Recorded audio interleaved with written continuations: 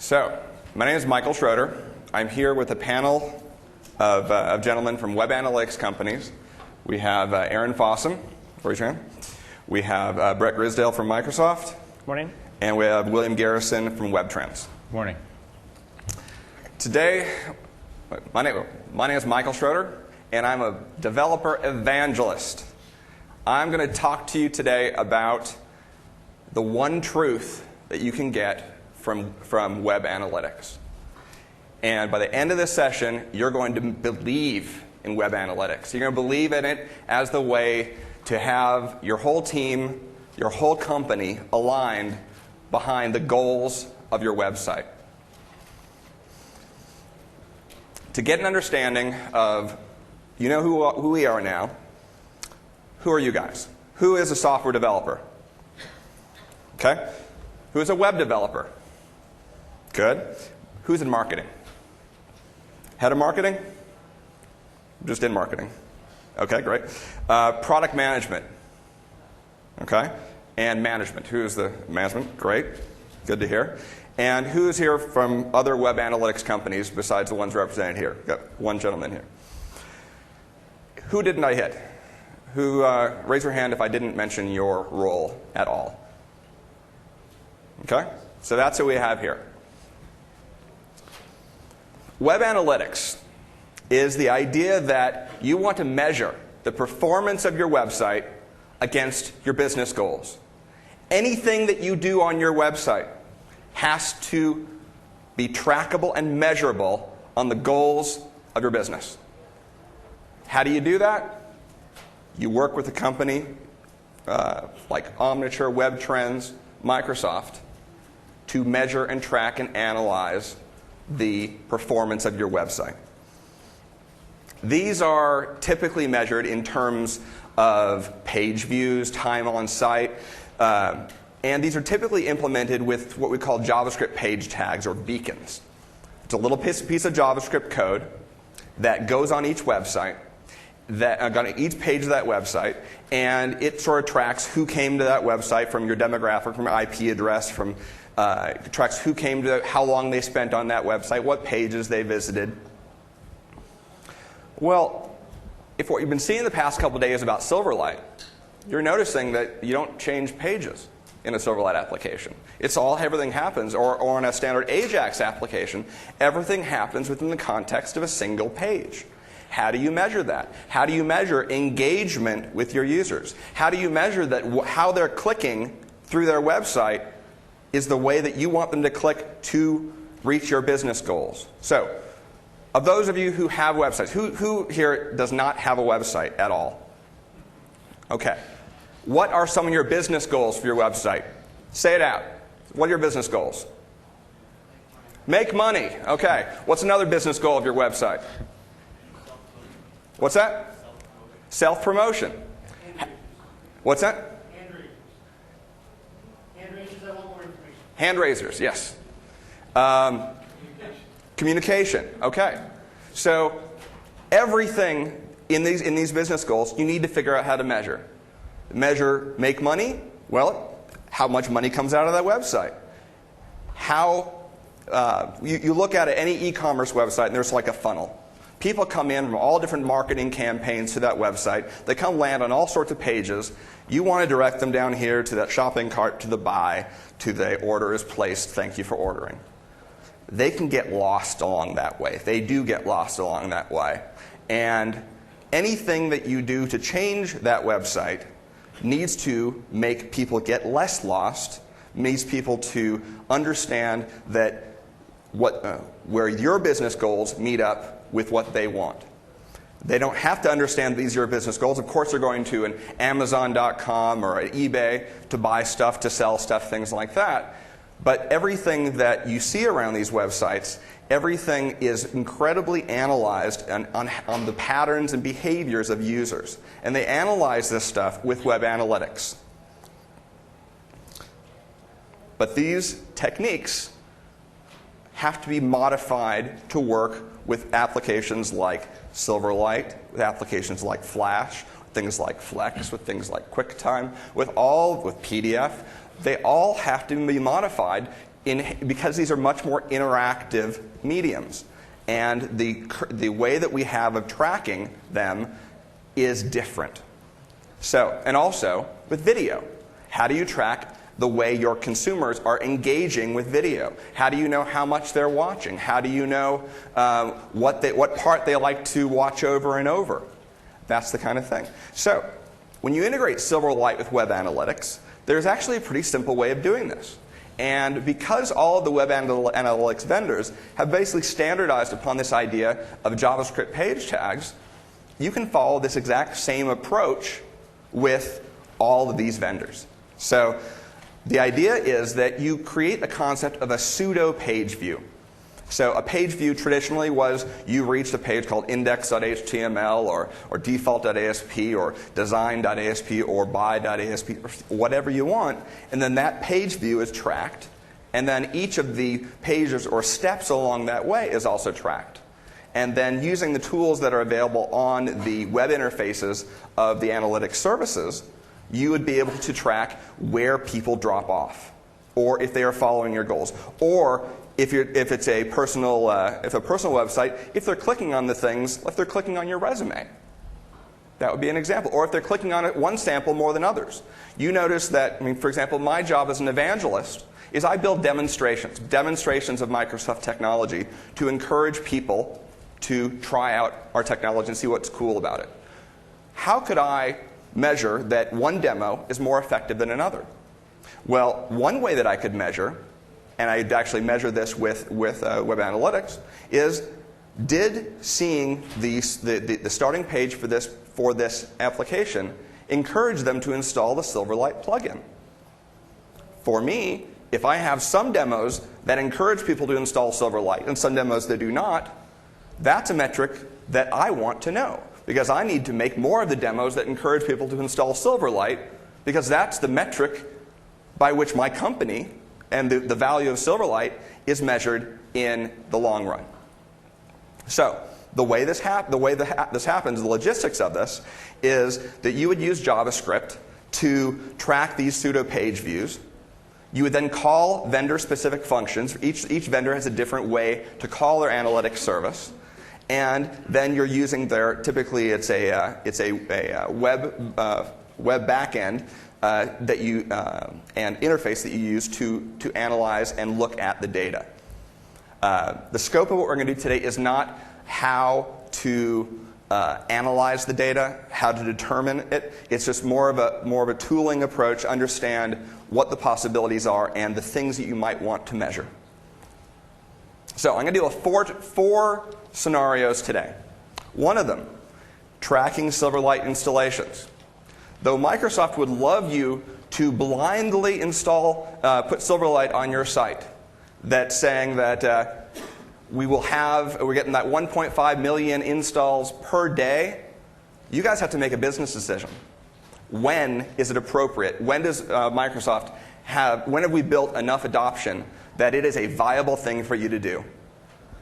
So, definitely not the party line, but it's something that you guys have to make a business decision on. So one of the things that you'll want to track is what version of Silverlight they have installed, and also what if they don't have Silverlight installed. And that's definitely an incredibly valid scenario. So another one is tracking that user interaction. What are they pressing on? Are they pressing on the play, the fast forward? Are they moving the shuttle to a certain part of the media? Are they pressing the buy button? Are they missing the buy button? They're not seeing that. Also tracking media drop-off. So traditionally with progressive download media, it's a fire and forget thing. And so you put your media up on any server in the world, and it's a fire and forget. You know that media file got a hit with your web tracking or with your traditional way of looking at analytics. You don't know if they downloaded 100% of that content and only watched 5% of it. You don't know that. So what I'm going to go into that scenario is how to actually track this media drop-off with Silverlight, with media that's exposed in Silverlight. This goes for both audio and video. And then also, and that would what I would call the quality of the content. Now we go to the tracking the media buffering. Who loves media buffering? Good. Your customers hate it too. Media buffering is when your video stops. And that's when they stop watching your content. Or that's when they navigate away from your page and wait for it to buffer and then see it some other time. That's when you lose the attention of your customers. That's what you don't want. So every time it buffers, you want to know. How much it buffers, you want to know. These are the things that are important to you as the owner of that content. That is quality of experience. So the first scenario, how to track Silverlight installations. So as part of the Silverlight SDK, and the scenarios that I go in right now is all how to do this in Silverlight 1. I'm going to show you very briefly what it would take to do it in Silverlight 2, but all the concepts that I'm going to go over are actually totally valid for Silverlight 2 as well.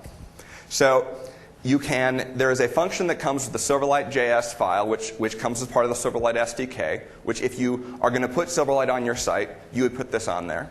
And then you can do a check using this function called Silverlight is installed. And it will check to see what version of Silverlight is installed. And you give it a specific version. So first you check, is at least 2.0 installed? No. Is at least 1.1 installed? No. Is 1.0 installed? Yes. And then that value that Silverlight 1 is installed gives you that number. Gives you that value is tracked. And then if nothing's installed, you also track the value Silverlight not installed. And then if you're a good website designer, you will, of course, give them the badge or say, install Silverlight here. And if they actually go through and install Silverlight, that's another piece of information that the power of your content, the power of your website caused a Silverlight installation. That's something that, of course, Microsoft would love to know. And Microsoft would be very happy to hear that your site is causing Silverlight installations. But that may not be a metric that might be as important to you guys. So the basic idea of this is that you check for the specific version. And once you know that version, you track it back into the create a page view event. The second scenario, how are people using my application? And in this case, can we see in this here? We have I'll be showing you in a couple of moments a demo where I have a page, and that page has a couple buttons on it. And those buttons, when I press them, an event is fired. That event tracks, it does two things. It does business logic, and it also tracks back to the analytics service. And those are tracked to page views. So, for example, you see on here, you see a couple of different events. In here, we're showing the interface for the new Microsoft Analytics package, which is in beta right now. And we're seeing this tracking over time for different events. I'm not about to explain what this really means for your business, but I'm just showing you this type of graph is what you would see from every one of these vendors. It may not look exactly the same way. So the next scenario is tracking media drop-off. So the number of people who are starting to watch a video once they've started it is 100%. The number of people once it gets to the end of that video that are watching it is less than 100%. Maybe certain things happened in that video. Maybe a commercial came up. Maybe a bad joke happened. Maybe something came a little too political for you. As a content owner, you need to know this. You need to know if the content quality is not consistent throughout the media.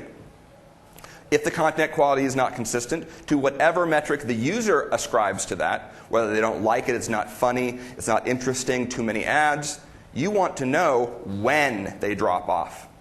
So the idea behind this is that Silverlight Windows Media Format, it supports the idea of media markers. These are invisible data markers that you may have heard about in the past couple days that you can insert into the media itself. You can insert these media markers, actually burn them into the media, or once the Silverlight application loads into, once the media is opened in that Silverlight application, you can programmatically add a marker every 5 seconds. Every time one of these markers hits, an event is triggered. This event triggering calls back your analytics service. So I just arbitrarily said I created a tag for every 5 seconds. I named it SAW000, SAW005, SAW00010. That gave me ability to look at a graph that you see here of people seeing at 0 they saw it like this, and as people drop off, as they see that media. What I'm not seeing here, which I think would be an incredibly cool application of Silverlight, is seeing this graph shown over the video, so that you are watching as a post-mortem of this video going on your site. You're seeing that drop-off happen as the events are perspiring, are happening in that video. That would be a really cool Silverlight application, and if you create it, I'm going to promote the hell out of you. And then the last scenario that I'm going to go over is media buffering. So every time the media element in Silverlight changes state, that state can be from play to stop to buffering to opening to close. There's a number of states that you can look at the Silverlight API, and you can put an event handler saying whenever the media state changes, call this event. So I look for this current state changed event. And if the event is buffering, I log that value to my analytics. I could also log, so in what I'm doing is I'm just logging the fact that there was buffering. Because I don't know if, and this is just a judgment call on my behalf, I don't know if the length of the buffering or the frequency of the buffering or a combination of that is what would be important for that content. But because you have all this information in front of you, you can see, well, this user had buffering, then they stopped watching. This user had buffering of 1 second, then they stopped watching. This user had buffering of 10 seconds, then they continued watching. So in aggregate, in minutia, this information is hard to decipher. But in aggregate, when you have hundreds or thousands of users and you start putting all this data together, you can start getting a good picture of how people are experiencing your media. Now, here's where I have my evangelist hat on. I believe that analytics can bring you a single truth to your website. Your website has a goal or multiple goals. Go to Microsoft.com. How many goals do you think that has? That is, we want to sell you products, we want to educate you, we want to have a good corporate citizenship. Lots of goals here. Every page, every part of the site has different goals. You figure out what those goals are, and if any change to the website, you figure out what those goals are, you figure out a metric for measuring that, and if any change to the website decreases that metric, makes it, you don't do it. What that means is you have to do something called A/B testing. So A/B testing is when you take your design of your website and you try out different designs under the same time period and see if you get better business results. Who has had in their company multiple heads of marketing come in with a new site design idea? Okay? Somebody comes in marketing, we need a new site design. That's why we're not making enough money. That's why our site isn't performing against our business goals. I think it's because that button isn't big enough. I think it's because our buy button is the wrong color. That's when the designer says, I need to find a new job. It's what analytics gives that web developer. It gives that web developer and the company that single truth.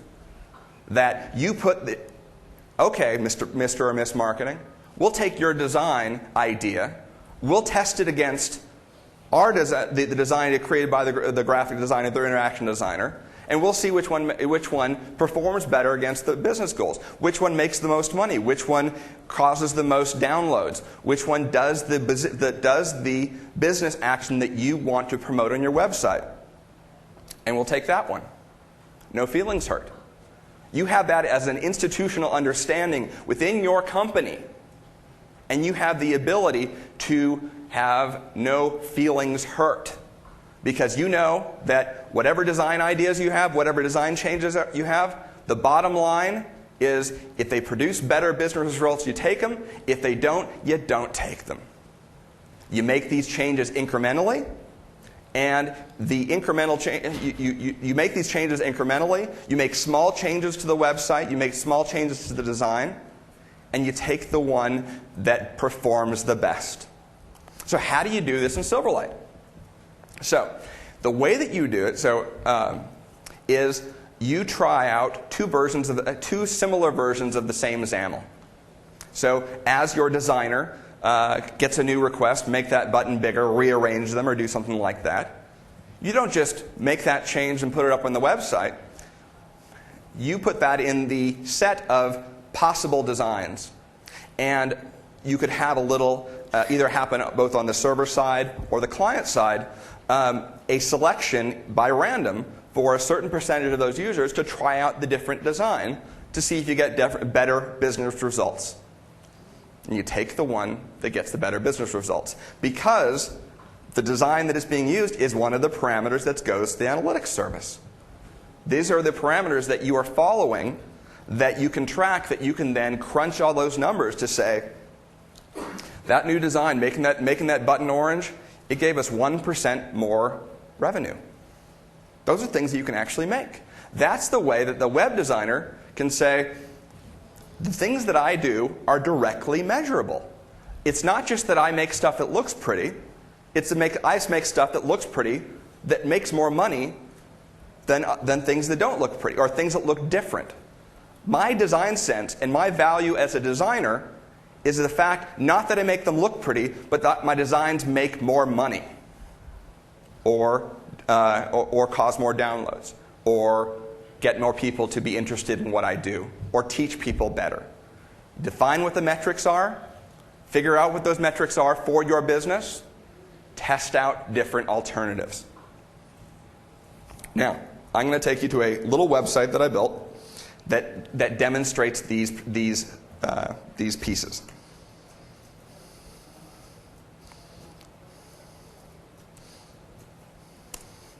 It's xmldocs.net/analytics. And we're going to go on the line.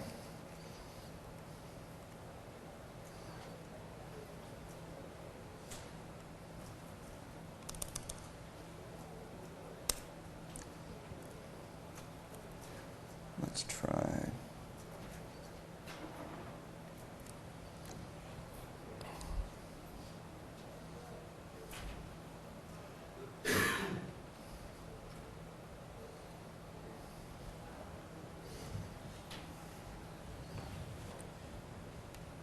Try it one more time. Having a little connection issues.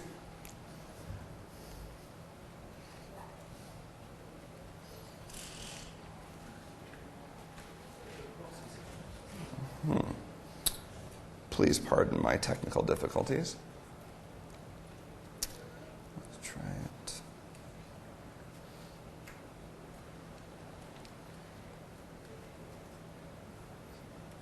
One more time.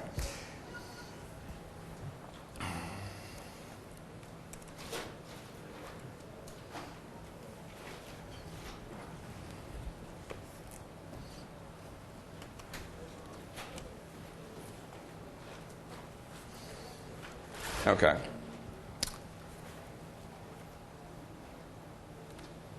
Let's try it here, my local system.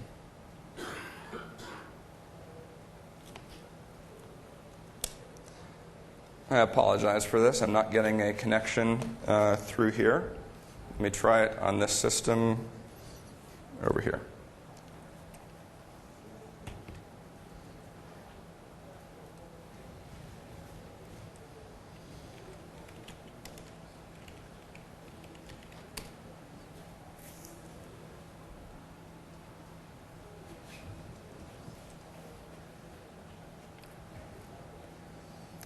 We're not getting a connection in here.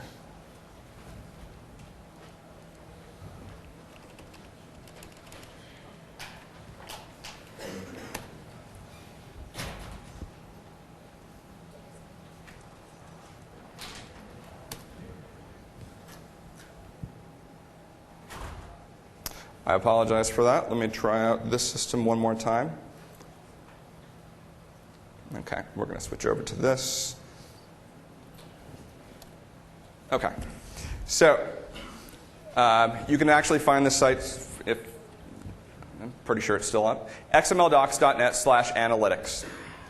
And what we have here is a interface which actually is showing a video coming up here. And the video has these media markers coming up every 5 seconds. You're not seeing anything. The user isn't experiencing anything here. And then there's also some buttons on here. And the buttons allow you to download a white paper that I authored with web trends on Silverlight and web analytics, which actually covers everything that we're talking about here. So you can probably stop taking notes if you're copying furiously. And the options that I'm giving people here is to download it in PDF, download it in XPS, which is a Microsoft PDF-like format, download the source code for what I'm showing here in a zip file, viewing it online as a WPF flow document, and then also another thing to click on to send info and a URL right here. So every interaction that user has with this causes a page view event. So what is happening here, let me just go open up my Visual Studio, is I'm going to go to my default HTML page.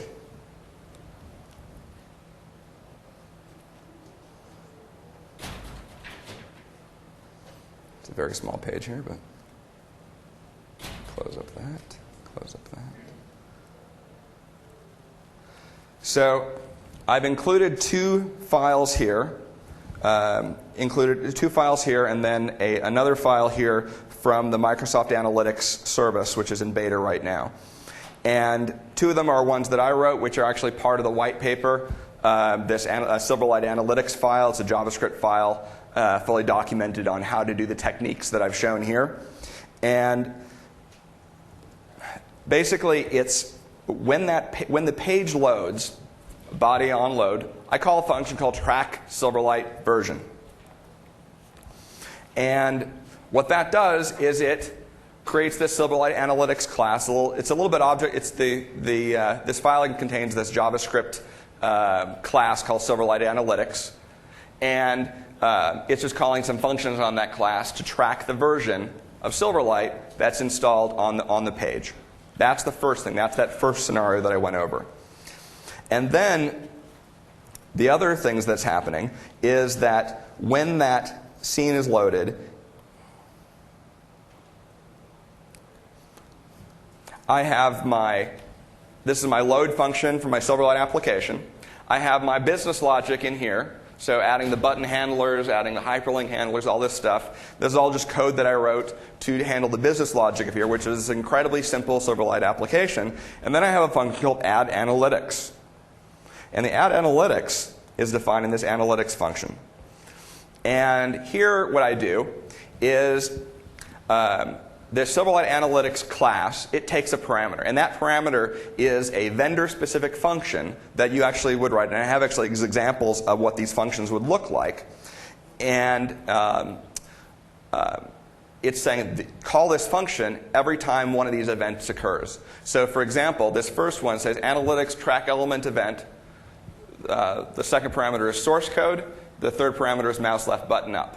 So what that will do is write the Silverlight object model code to whenever the mouse left button up handler happens on the source code button, it tracks an event.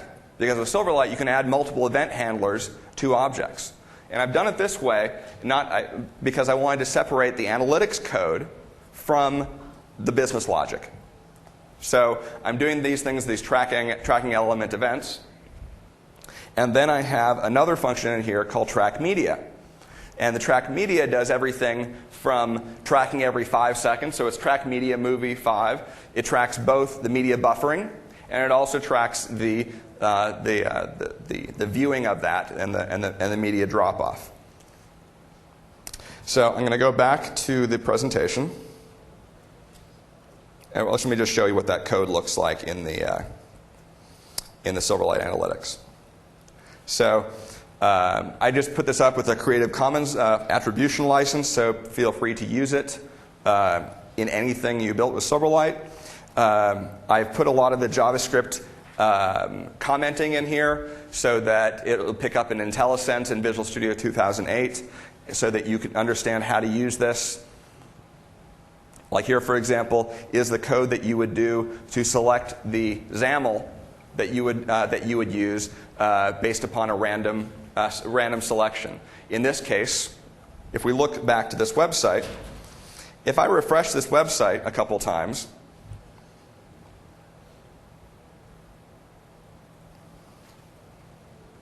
we're going to see slightly different designs. We'll just move the buttons around.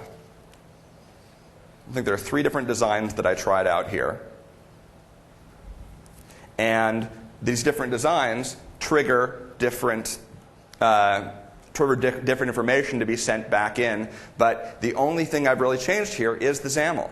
I've changed it slightly, which is the recommendation doing any A/B testing. Don't change too many parameters. And here I just changed the position of the buttons. I may want to try next changing the order of the buttons or something like that.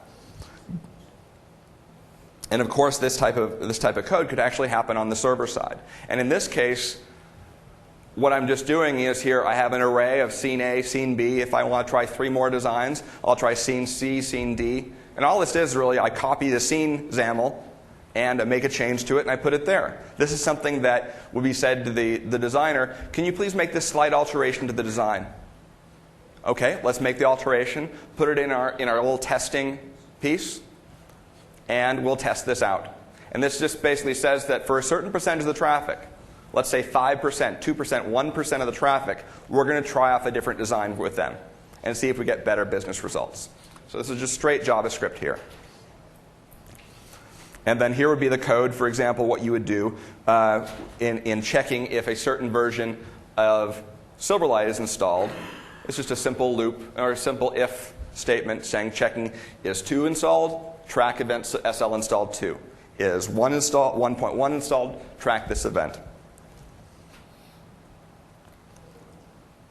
And then the track event, this is where it basically would call that vendor-specific function, which I'll show you in one moment.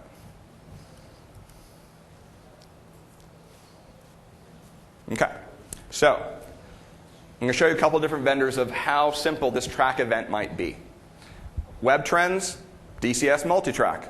You can actually pass a bunch of more parameters into this to pass in other parameters, other values that are specific to your website. But it basically takes the event name that was passed in from the analytics, from the Silverlight Analytics, and it would call this DCS multitrack. With all of the implementations, all the services, this function, the appropriate function or appropriate class is available because you've put that JavaScript on that page. Omniture Site Catalyst, here's what you would call. What you would want to do with any JavaScript here is once you get the code right, you'd want to compress it. Because any size, any space, any amount of text takes time to load. So you'd want to compress this data once you compress this code once you get it right. And then Microsoft Ad Center Analytics, this is what you would do. Very simple. Each one of them, I was able to actually put the code each on one slide. So now we have a panel discussion. William Garrison, Senior Professional Services Engineer with WebTrends. Good morning. We have Aaron Fossum, Senior Implementation Consultant with Omniture. And we have Brett Grinslade with Principal Group Program Manager, Microsoft Ad Center Analytics. I'd like to each one of you just tell a little bit about your service. Of course. So WebTrends Analytics, we offer a Microsoft-based solution. There's a SaaS solution for a hosted environment as well as a software, so you can analyze your intranet traffic and so forth. The main purposes of WebTrends Analytics, measuring those campaigns, measuring how the site navigation is performing.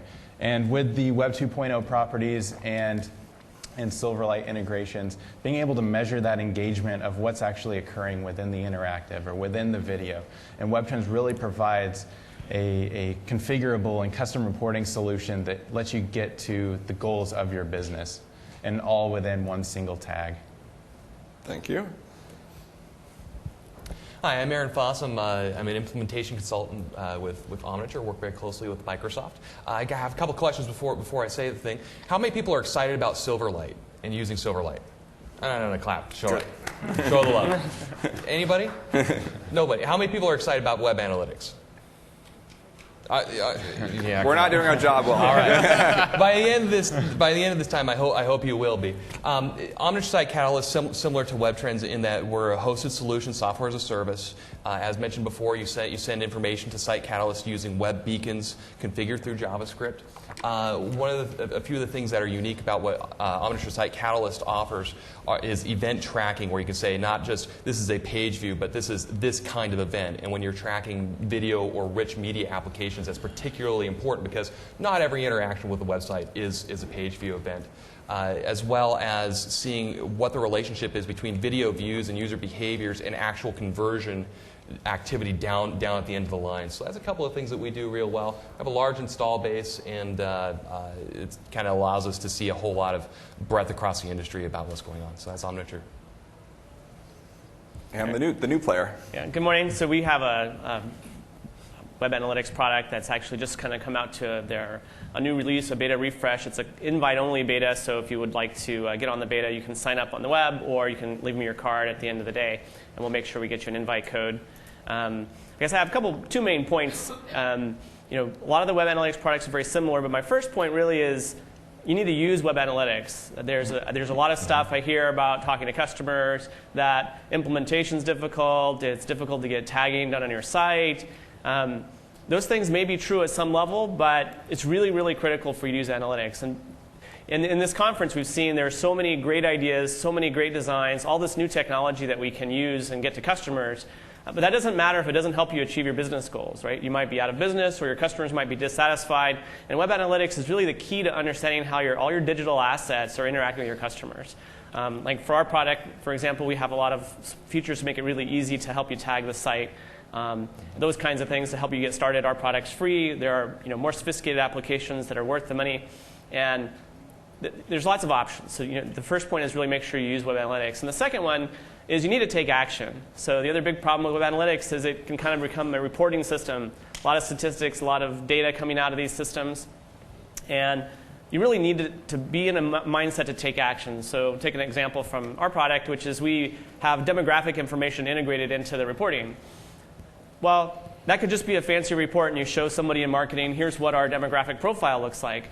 But if you know your audience is, say, 18 to 25 males, and that's the main audience you have for your site, well, you might get rid of that Martha Stewart-inspired theme and go maybe for Master Chief, right? So you want to have a plan where you and your whole design team understand that web analytics is the way to understand what your audience wants. They're communicating to you every day, and if you don't, if you don't put tags on right now, and if you don't start taking action, you're losing your opportunity to have your customers tell you about your product, about your service, about your company.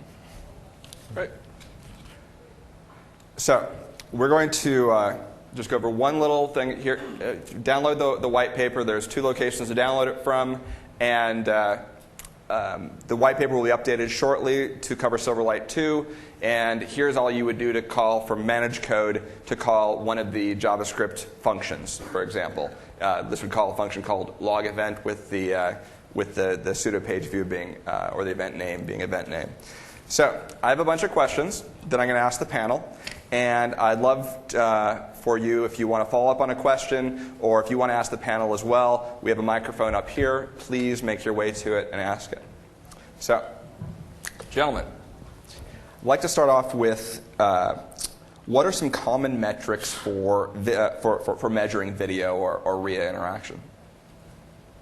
I'll take some of that. Obviously, video completion rate. If you're delivering video, you want to know how many people start that video versus end that video. Like you mentioned, video drop-off rate. Where in the video do they stop? How many people get to the 50% mark? That kind of thing. And also, probably one of the most important things is what's the relationship between the video watching or viewing the video and a conversion downstream. So a conversion rate that's based on video views. Some things I see. And also the content that they're seeing. So if they're looking at a video and it refers them to maybe another video that really is the content that they're looking at, being able to attribute that content back to an original video. Yep. Yeah, I think that these are the key points. Part of what Michael was saying earlier, you need to understand how that video is used on your site. If you're like the Olympics, the primary goal is to get people to watch the videos and maybe have an advertising experience during that. It could be educational. There are all kinds of different goals you can have. So for video, I think one of the key things is to understand what your goals are. And obviously things like drop-off rate and things that Michael hit on are some of the key things you want to look at. Okay. How do we track a customer across my different domains? I can start in that one. This is actually a difficult problem and maybe not something we have a solution for. So for example, in our product, you can put multiple domains into one profile and see your aggregate traffic, but we don't have a good way to track them as they move between domains. A lot of the tracking is done with cookies, and there's issues with tracking people across domains. I think this is a problem in the web analytics space. So actually, I think this is one thing that WebTrends does extremely well in our first-party cookie technology, in that we're able to set first-party cookies across multiple domains and tie those visitors together. So if you have, let's say you're on Zune.net and you have another domain, ZuneMarketplace.net. With our technology, it allows us to connect the dots between one site and another and see that visitor interaction across. So if you're generating content or you're generating leads to the Zune.net site and you want them to download content on the marketplace site, we're then able to attribute, hey, they came in from this campaign, and then they downloaded the content downstream on the other site. Omniture also has a similar first-party tagging, cooking that's domain independent, so that you can put the tag on any domain and get reporting smoothly across the domains. In addition, sometimes you want to track a particular domain very specifically because you're looking for very granular usage data, but you also want to roll that up across multiple domains at a higher level. And so with the Site Catalyst technology, not only can you track that smoothly, but you can also isolate your granular detail data into one, we call them report suites, so into one set of reports, and then roll up your aggregate data into another one for more executive level reporting. Question? Good morning. The ability to track analytics with video is a nice way to accomplish that, but that's a serial path through the application. As we move more towards forms, RIA-based forms, where you throw down a form to a user and they can navigate through the application however they want, it becomes a lot more complex because they can click wherever they want. And if I'm just on the server side, I can get a line failure. They just go away. I don't know if it crashed, if it succeeded. I don't know what's working or what's not. What kind of suggestions do you have for us as we move more towards a performance-based RIA environment where tracking both is it working and what is working? Guys? So I think it's definitely defining the goals. So the goals might be that you want them to come to the site and download a white paper. So if we have those end actions, the KPIs of interest, then we're able to attribute that they've come in, they're working with a given solution, and then in the end, they've converted, they've downloaded a document, or they've filled out a form request so you can gather information. And along the way, if there are errors or issues that occur, pass that information to let us know that, okay, where did the error occur? What problems are we seeing? And so forth. That's exactly right, and that's a great question. I think we know by this time that web navigation is not linear, it's not serial, and it's not usually attributable to one single thing. So the first important thing, as mentioned, was define the goals that you're trying to measure against, and then associate them with either your media assets or with certain navigation paths through site. And that also involves something that Site Catalyst will offer, is what we call a participation metric.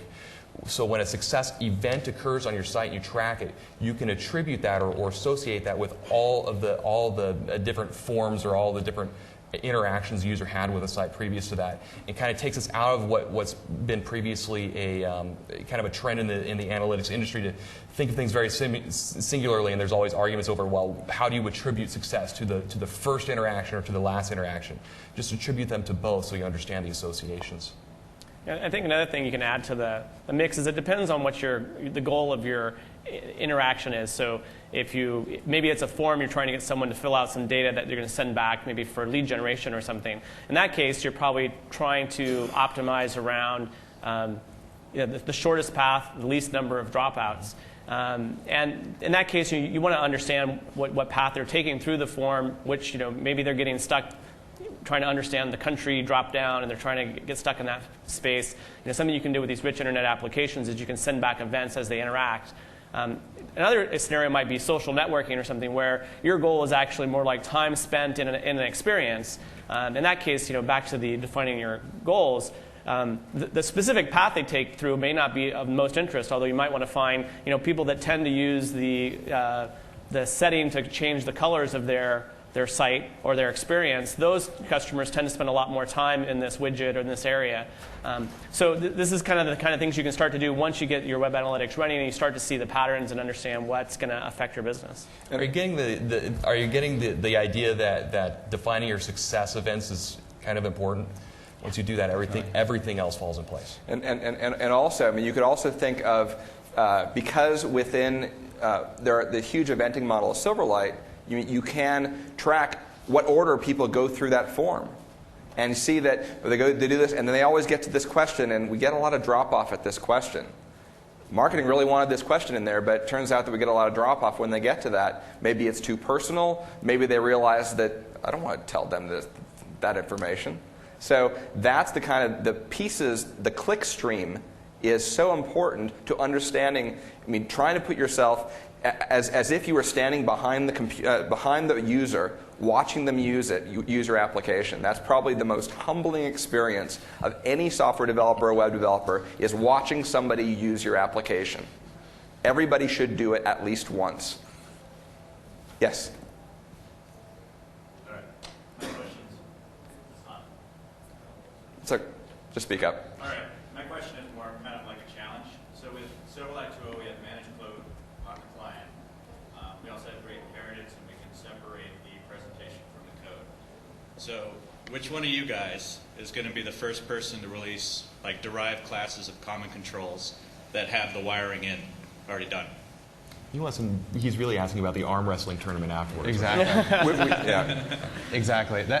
For web trends, that's something we're looking at right now, making it much simpler to integrate with Silverlight, with other rich internet applications, so that it takes away some of the pain in the coding of the events that might occur. So I might have a web trends media element that already does the tags for me and sends them back to web trends and tells me where things are dropping off already. Potentially, yes. You would be able to define an event, and that's something we're looking at the current moment. Right now, with the steps that we've previously defined in the presentation, it's fairly easy to get going with the event handlers and logging the events. So I think right now we're at a very good place. But being able to have that API where you can add an element and go forward would be the ultimate. A couple add-on kind of things to that is that inside of Microsoft, we've been thinking about this problem of measurement and quite a bit.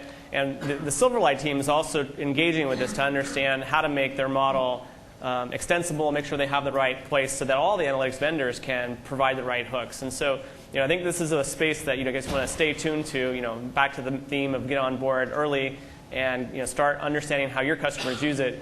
I think an issue with a lot of these sort of automatic systems is it depends on what you're really watching for. Obviously, some things like media, and if you bother to put a video up, you want people to watch the whole video. But maybe if they exit in the middle to go do some action, that might be a good thing for your business.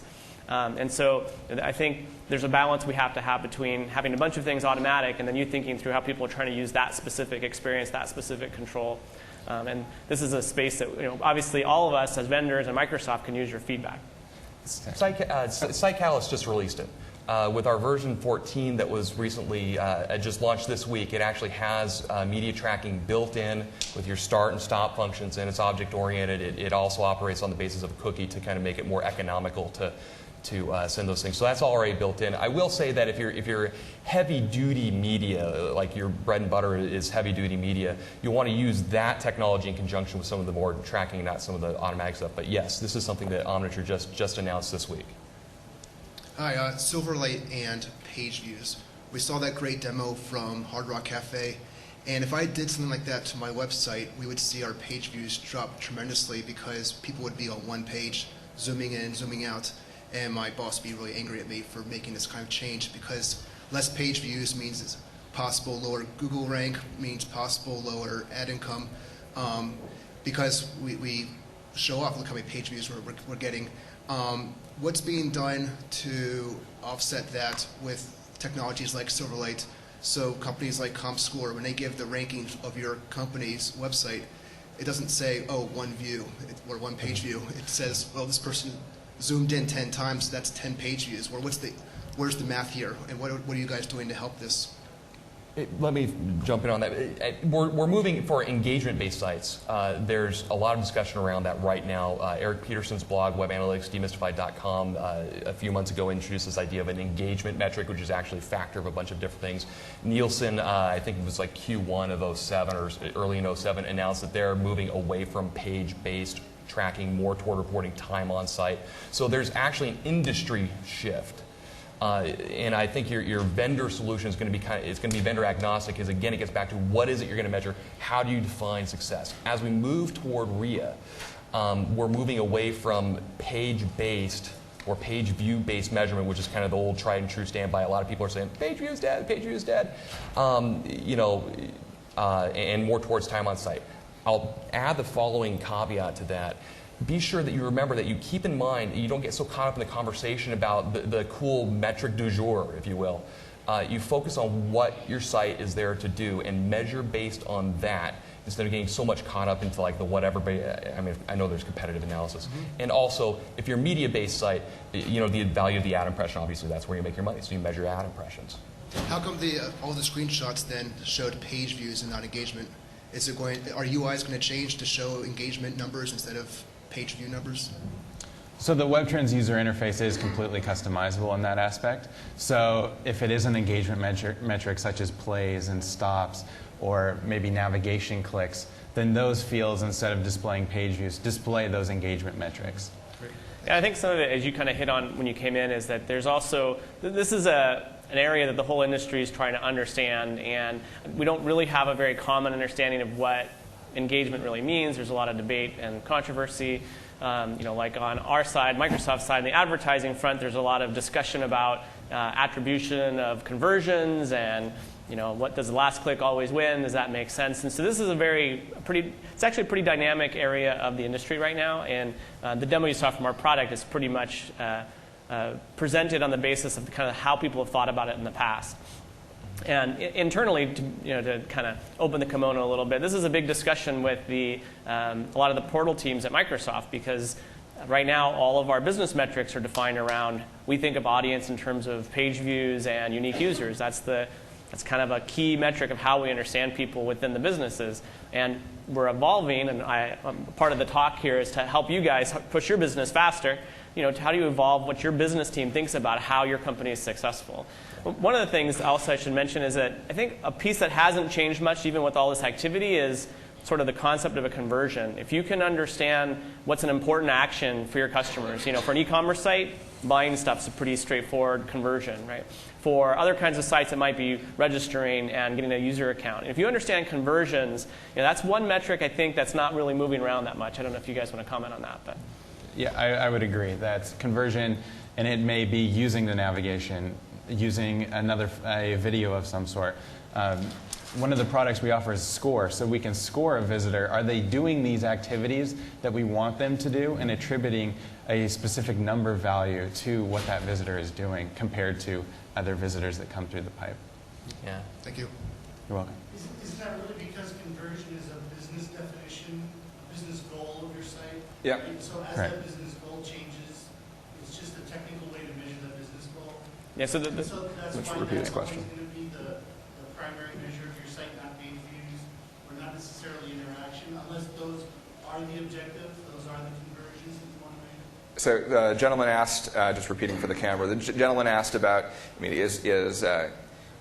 if conversion is the goal of the site, that's what we want to measure, right? So, I mean, gentlemen? How do you make money?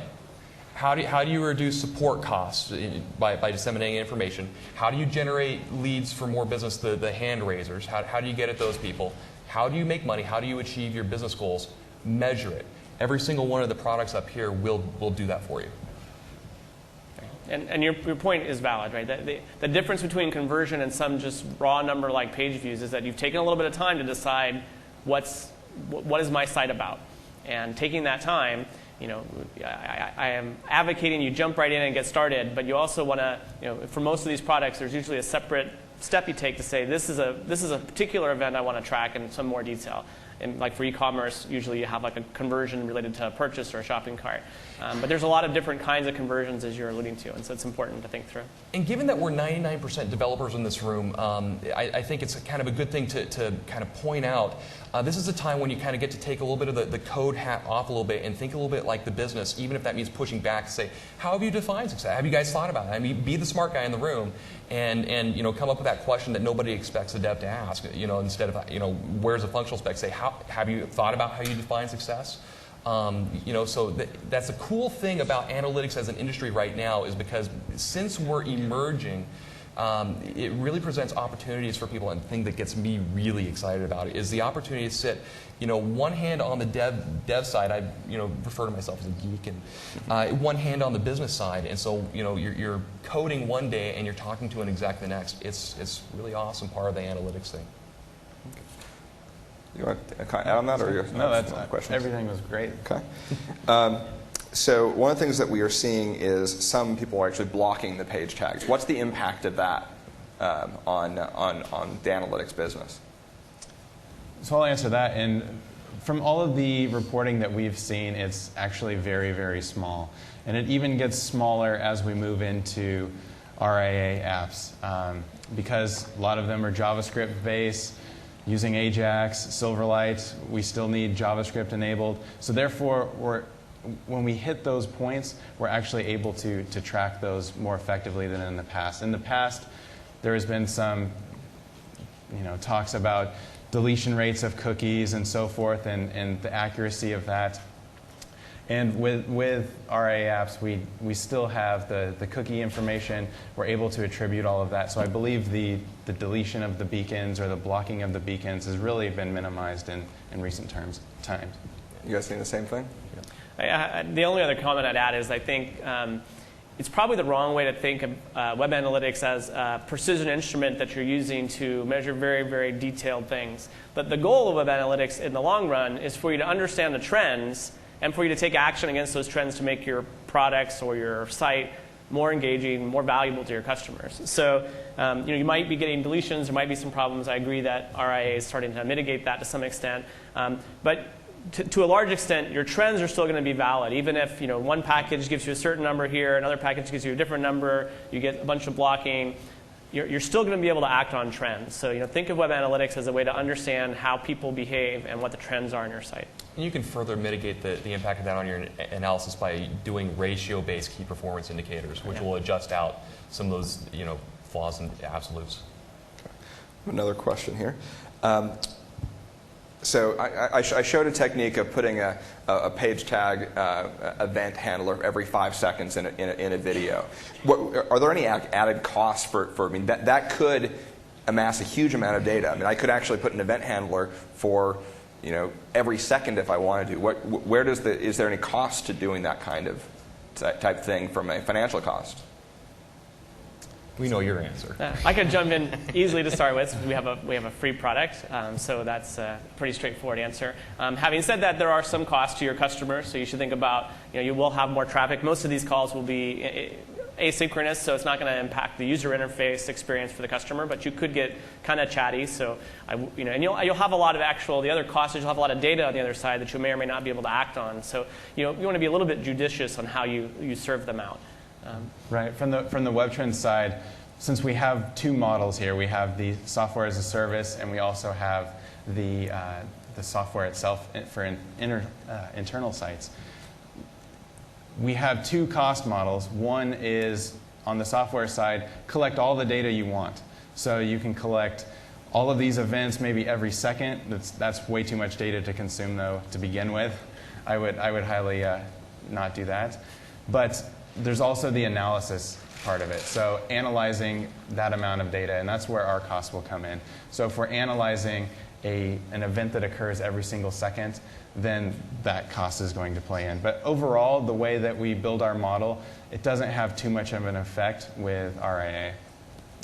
Omniture, is based on a cost per, you pay for the traffic that you send to us. So there can be some cost to it. However, with our version 14 media tracking, instead of continually communicating with the server, it will write some of that interim information to a cookie. And then on an event that either you trigger or will automatically be triggered for you, depending on how you configure, it'll actually send that traffic all in one nice, neat packet. And so you kind of conserve both on bandwidth and on monetary costs there. And we have another analytics provider, which actually we don't have in the panel here. They also provide a free analytics service. I think they have a search engine too. This technique is perfectly valid. All the techniques we showed in the presentation and the white paper are actually perfectly valid with that search engine vendor. So how do we integrate into advertising or decision support or CRM systems? How do we integrate, now that we are collecting this data, how do we push it back into the engine of the company or the website or the systems? I can jump in to start a little bit. We're a relatively new product, so we don't actually have a lot of dials and knobs. We're still in this sort of data feedback mode and getting information from customers. The one place we are doing a lot of investment is in the connection with advertising systems. Obviously, Microsoft has a big investment in advertising platforms, and we also recognize there are some big search engine providers that you might also need data from, so that's something that we account for. So I think we're mostly focused on the advertising, how you get money type of side of the problem, and most of our campaign reporting and analytics in that space are going to be derived out of the Microsoft marketing platform, and then ability to import from other vendors. Ability to do things like integrating into your maybe ERP systems or CRM is not something that you can really do with our product at the moment. So with WebTrends product, we offer the ability to bring in your demand channels and your generation for your campaigns, so that within the WebTrends UI you can see how a specific creative is performing compared to another, on one network compared to another. But what we also offer is the ability to use web services or ODBC connection to pull the data out of the WebTrends UI and put it into your internal systems and join it with maybe offline data that you may have, so that you can make those correlations on how a marketing campaign is performing online and offline. It's all about integration. We understand that your website may be the most important part of your business if you're a .com, but it is only one part of your business. You have a number of vendors, advertising providers, CRM systems. So you can integrate pretty much any piece of data in or out of data with Site Catalyst. It's quite robust in that. In addition, we have something called Genesis, which is literally your business users can do it without any dev resource. Just simply drag. It's like a little puzzle. You say, I have Salesforce, which is one of our partners for the CRM world, and say, I have a Salesforce account. Drag it over and drop it, and all of a sudden, you put in your username, password stuff. You're integrated. Done. Okay. Another question. So are there considerations if I host my Silverlight application separately from my main site, either on a content delivery network or on another site? With tracking? So I would say yes, there are some considerations to take in there. Depending on how you want to view the data. This Silverlight application may be large enough that it needs to be monitored on its own. There may be key aspects or events, engagement events, or time within the video that you need to see at a roll-up level. So from the technical side, there are a few things that need to be done to make sure that you have that integration and the data is able to join. And dependent upon what site it might live on, and is it an actual application? Is it a website, and so forth. So it's important to make sure you do these checks. Make sure you understand what are the goals of the application, what are the goals of the website. Are they joined together? Am I leading people from the website to convert within the Silverlight application? And if so, I need to make sure along the way that everything is joined correctly. I view the question slightly different than the cross-domain tracking, which is kind of a business thing. This is a little bit more technical. I have this app, and I'm going to be hosting it through my design agency or something like that. It's not going to be hosted on my servers. The site catalyst tag, I'll use that as an example, involves the actual page tag, similar to what you saw up on screen, and also a small JavaScript include file. It's kind of important that JavaScript include file, basically all the assets you need to do your tracking, are hosted on the same server, primarily to avoid JavaScript cross-domain issues. So, be aware that there are considerations. I don't think I have much more to add on that. Okay, great. And demographic data, the accuracy of the demographic data that's being reported in your systems on your console. How can you guys comment on that? I can start with the stuff that we provide in our product. It's derived out of information that we have on the kind of the back end side for Windows Live ID, and we have a process of making all that information anonymous and then kind of presenting it to you so you can understand how your traffic represents. It's pretty accurate. We've done quite a bit of analysis of the sort of first wave of customers that we've had, and we have quite a bit of confidence in it. Right now, the percentage sort of sampling population is maybe on the order of the 20-30% range for most of the sites we've been looking at. So it does sort of give you a margin of error in there. And I would agree. We also offer a product for geolocation lookup that's based off of Akamai's EdgeScape database. So that has MSA, DMA, and so forth data based on IP address. So we can look up the given user against this database and then attribute to where their location is in the world or what part of DMA they belong to. I would say there's some locations such as AOL, how they proxy their data. Everything gets shipped through there. So if you're looking in a report and you see, my Virginia traffic is very, very high, I may not want to send a mailing to Virginia or so forth. So there is a little bit of inaccuracy, but overall, the trend is we see it's constantly updated, and we're able to get fairly accurate data. Again, it's all about integration. So if you have that demographic data either through lead gen or newsletter registration or purchase events, you have that demographic data, age range, gender, that kind of stuff. Absolutely integrate it for the purpose of segmenting, so your most effective demographics and how your marketing is working toward them. Do be careful. There are some PII issues, but there are very personally identifiable information issues. So do be aware and sensitive. I don't know about WebTrends, but Omniture doesn't really want to see email addresses or anything that's hardcore personally identifiable. Instead, we prefer to see anonymous IDs that you can tie back into your systems for remarketing, and we're actually really good at integrating that way. So again, all about it, all about integration. Look out for PII. Well, those are the questions that I had prepared. Anybody else have any questions they'd like to ask the panel or us? Are you excited yet? Anybody? Yes, come on up. So, thanks to Michael, I now understand that we can track video traffic, but I'm not yet sure how I can use that for I can really understand I can really measure that, because there's a difference between tracking and measuring, or in other words, how I can present that data to myself or to my management. Okay. Or can you give me your pitch from each of you? Sure. I would say video tracking in general, if you may have categorized content, so these are developer videos or these are marketing videos and so forth, and breaking it down to those categories and saying, we're spending all of this time creating these videos, marketing videos, when the visitors to our site are using the developer-based videos. So being able to look at it at different segments of the visitor type and how their interactions may occur. We may also see, even though the marketing videos are not being used as much, they're watched from start to complete. So we're able to see that, hey, people are actually engaged within these interactives too. As I said earlier, I think that the way to present this information, the right way to present this information, is show the video playing with that graph of drop-off. So that you can have an immediate correlation. Nobody has a tool like this as far as I know yet.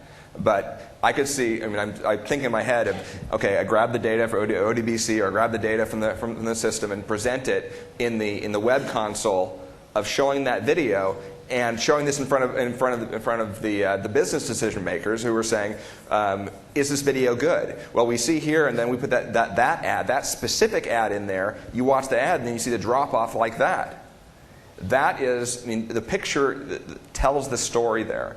And seeing a graph on one page and seeing the video on another page, a graph with times, it doesn't make sense until you see them together. And I think that's going to be the real key. And whichever vendor comes out with one of those first, I think it will have a real market lead. That's a really good point. One of the other things we announced with Site Catalyst version 14 is an API where you can reach in and grab that data and integrate it with widgets and stuff like that. So actually it'd be rather easy to do. It's not cut and paste code easy, but it'd be rather straightforward. And one other kind of comment there is that I think it depends on what you're trying to understand about how you use video on your site, the purpose of your site. And for example, like right now there's a lot of pre-roll advertising on videos. You might want to understand how, what's the trade-off between having pre-rolls and the revenue that we generate versus getting rid of the pre-roll, maybe having some other type of more subtle advertising, and how does that correlate to the revenue you make? So that's kind of a yield-driven decision-making process, and you'd want to present it in that case, in that kind of context. I think the other way to think about it is really,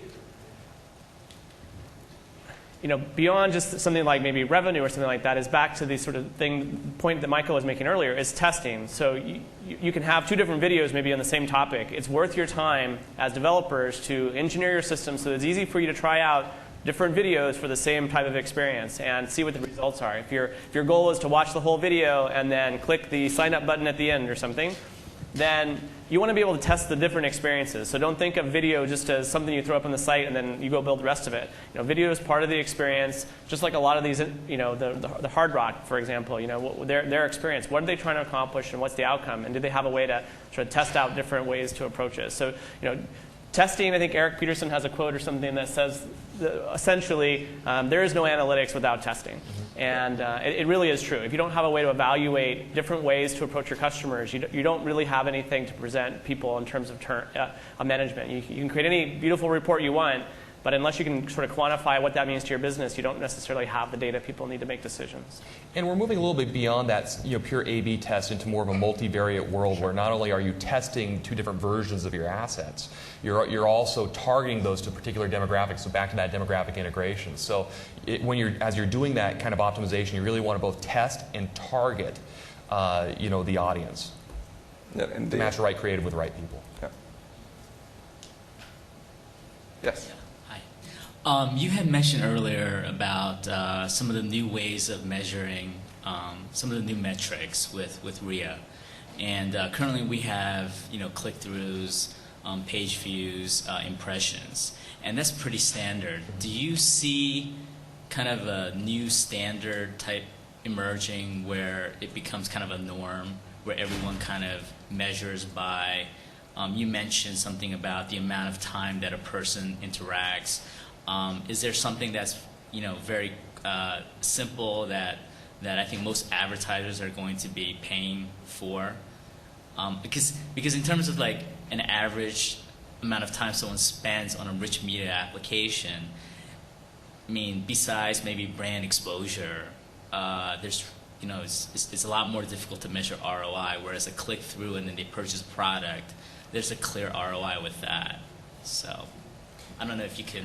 Yeah, I have two different things I can kind of say about that. One is, I think, back to a point that Aaron was making, is that you want to segment folks. So a useful thing to understand would be things like people who watch videos on my site also have these other activities. And so you can kind of start to understand what the correlations are. So there's lots of things you can do within the context of your own experience, and you're the experts to understand what that means. And you have to kind of ferret through those. Kind of a little bit on the advertising side, I think there is a lot of work starting to go on around what this means and how all these different types of experiences relate to advertising systems. An asset Microsoft has right now is we have a gaming advertising platform called Massive, and they've actually done a pretty good job of defining the sort of standard industry norms around things like what does it mean to get an impression through a game experience. And that same kind of innovation and leadership is the kind of thing I think we'll see in the industry, but as far as I know right now, there's not a lot of really good standards yet in this space. The best resource that I went to learn about analytics, a person and a site. Eric Peterson, who they mentioned, he has a book and a site called Web Analytics Demystified. He is the god of analytics. If you are interested at all, go to his site and take a look at Web Analytics Demystified. It's a book. And a book. It's a bestseller. For me, it is. Are you gonna be mad if I mention Avinash? No, He's my favorite absolutely. blog. Occam's Razor, Avinash Kaushik, and I don't even know if I'm saying his name right, but he's got a phenomenal blog. Yeah, Occam's Razor is a great resource. Actually, once you get started, kind of back to the point, I think, what we'd like all you folks to go home with is go home and decide, worst case, I'm going to do free. Best case, I'm going to go find a great solution. But get something running, get that feedback from your customers, and then start reading these blogs and understanding different ways to measure folks.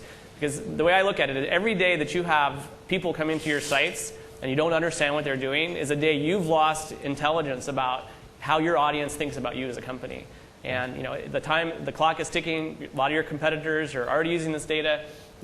These guys have a very healthy business because lots of people are getting this information. You need to be in the same boat, and then you can take it to the next level with these rich internet applications and video. And it's not rocket science. I mean, the code implementation is pretty easy, and yeah, there's a whole lot of standards debate because it's a burgeoning, exploding industry. Job growth in this industry is exploding, as are salaries.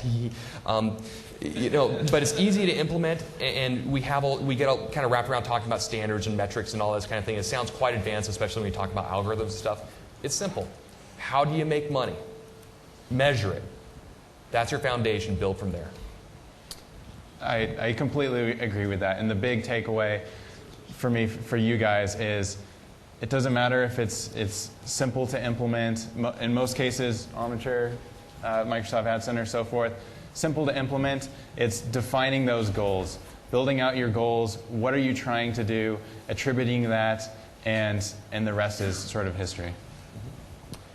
I put up a page from the white paper with a bunch of links that you might want to grab. They're in the white paper, so you don't have to copy them down here. Of course, it links to Eric Peterson's Web Analytics Demystified. Actually, I'm showing an older version of the white paper. Newer version, March 2008, this month, and they'll be updated with for Silverlight 2 shortly. So, thank you so much for everybody coming. Thank you, Are you panelists. excited yet? Anyway, throw me a bone. Great.